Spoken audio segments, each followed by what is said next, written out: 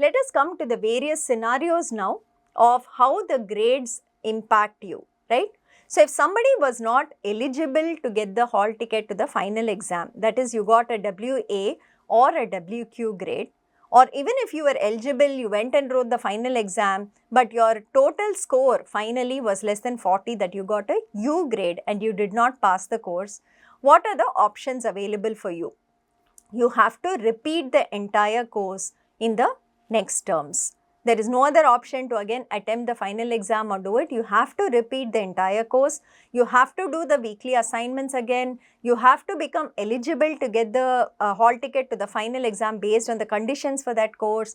Then go attempt it and pass the course. Okay. So, this is what is said here, and it includes submission of assignments, redoing all the quizzes and the interim exam. And the fees for repeating the course is the same as the regular course fee. So, if the course fees for you in general category was 4,000 and you got a WA, WQ grade in that, then you pay the 4,000 again for that course, register for it in the next subsequent terms and you complete it. So, this is what you have to do if you got a WA, WQ or an U grade. Okay, what if a learner is absent for the final exams and got an I grade, which is an incomplete grade? Okay, so there are two options here. One option is you have already finished the weekly assignments. You might have finished the quizzes also, because of which you got hall ticket to the final exam. But for whatever reason, you did not attempt the final exam. In this case, you can choose to write the final exam alone in the next immediate term. So, this writing the final exam to get a grade is available only in the next immediate term. If you go in the second term after, say in January I got an I grade, only in May term you can get this choice of writing the final exam alone. If you miss that and do not register, in September term thereafter you will have to repeat the entire course. You do not get the option of writing the final exam alone. Okay. The fee for writing the final exam alone in the foundation level is rupees 1,000 and at the diploma degree level is rupees 2,000. So, what will happen here is you will go and write the exam in the next term that you register.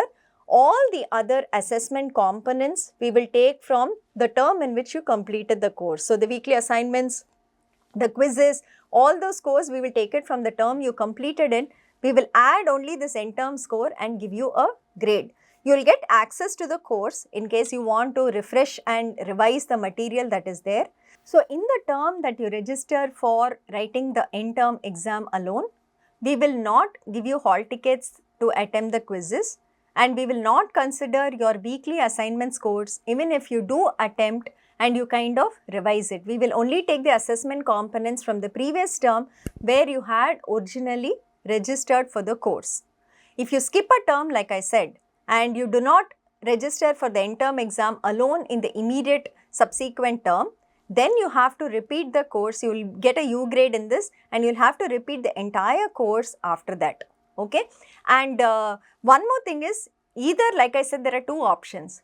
You can choose to write the end term exam alone, or you can choose to repeat the course already when you get an I grade. So, when any course has an I grade, during a course registration, there will be two options that open up.